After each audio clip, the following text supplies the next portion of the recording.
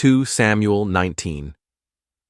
And it was told Joab, Behold, the king weepeth and mourneth for Absalom. And the victory that day was turned into mourning unto all the people.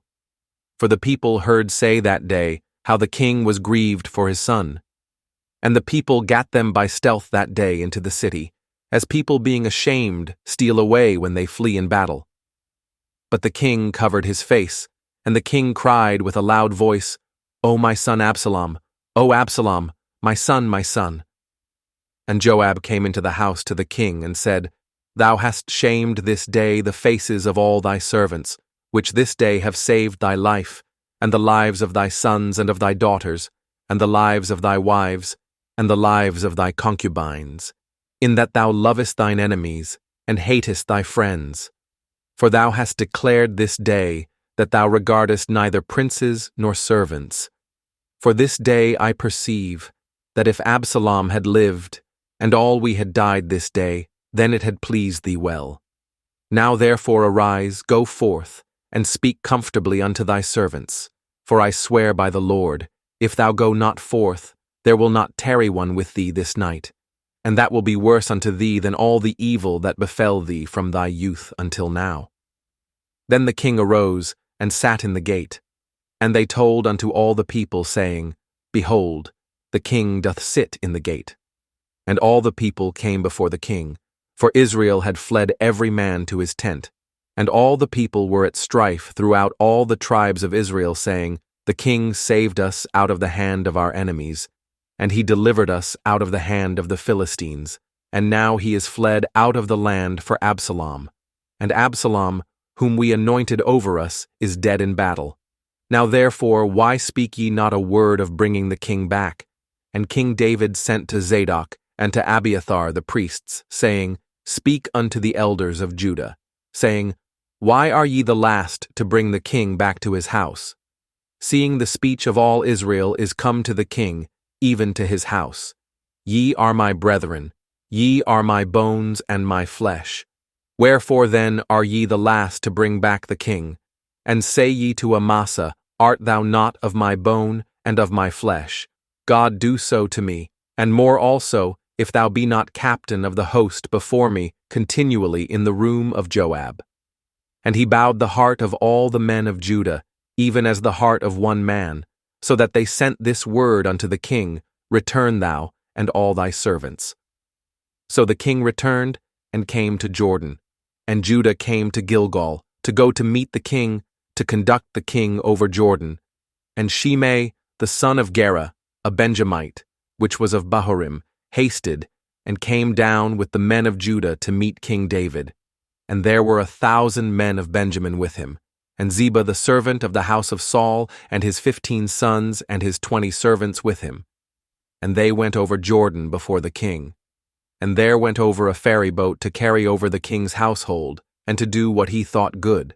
And Shimei the son of Gera fell down before the king, as he was come over Jordan, and said unto the king, Let not my lord impute iniquity unto me, neither do thou remember that which thy servant did perversely the day that my lord the king went out of Jerusalem, that the king should take it to his heart.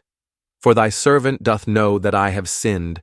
Therefore, behold, I am come the first this day of all the house of Joseph to go down to meet my lord the king. But Abishai the son of Zeruiah answered and said, Shall not Shimei be put to death for this, because he cursed the Lord's anointed?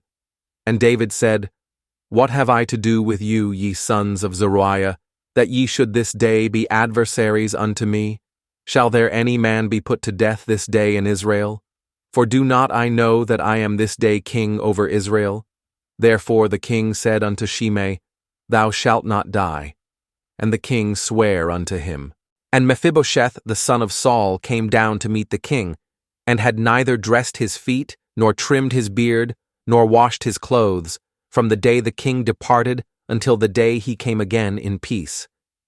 And it came to pass, when he was come to Jerusalem to meet the king, that the king said unto him, Wherefore wentest not thou with me, Mephibosheth? And he answered, My lord, O king, my servant deceived me. For thy servant said, I will saddle me an ass, that I may ride thereon and go to the king, because thy servant is lame. And he hath slandered thy servant unto my lord the king.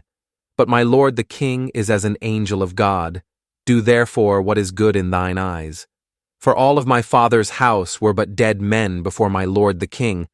Yet didst thou set thy servant among them, that did eat at thine own table. What right therefore have I yet to cry any more unto the king? And the king said unto him, Why speakest thou any more of thy matters? I have said, Thou and Ziba divide the land. And Mephibosheth said unto the king, Yea, let him take all, forasmuch as my lord the king is come again in peace unto his own house. And Barzillai the Gileadite came down from Rogelim, and went over Jordan with the king, to conduct him over Jordan. Now Barzillai was a very aged man, even 80 years old, and he had provided the king of sustenance while he lay at Mahanaim, for he was a very great man. And the king said unto Barzillai, Come thou over with me, and I will feed thee with me in Jerusalem. And Barzillai said unto the king, How long have I to live, that I should go up with the king unto Jerusalem? I am this day 80 years old, and can I discern between good and evil? Can thy servant taste what I eat or what I drink? Can I hear any more the voice of singing men and singing women? Wherefore then should thy servant be yet a burden unto my lord the king? Thy servant will go a little way over Jordan with the king, and why should the king recompense it me with such a reward? Let thy servant, I pray thee, turn back again, that I may die in mine own city, and be buried by the grave of my father and of my mother. But behold thy servant Chimham, let him go over with my lord the king, and do to him what shall seem good unto thee.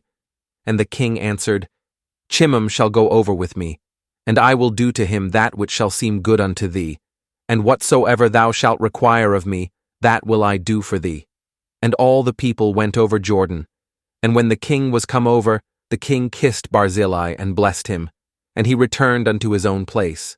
Then the king went on to Gilgal, and Chimham went on with him, and all the people of Judah conducted the king, and also half the people of Israel. And behold, all the men of Israel came to the king, and said unto the king, Why have our brethren the men of Judah stolen thee away, and have brought the king and his household, and all David's men with him, over Jordan? And all the men of Judah answered the men of Israel, Because the king is near of kin to us. Wherefore then be ye angry for this matter? Have we eaten at all of the king's cost, or hath he given us any gift? And the men of Israel answered the men of Judah and said, We have 10 parts in the king, and we have also more right in David than ye. Why then did ye despise us, that our advice should not be first had in bringing back our king? And the words of the men of Judah were fiercer than the words of the men of Israel.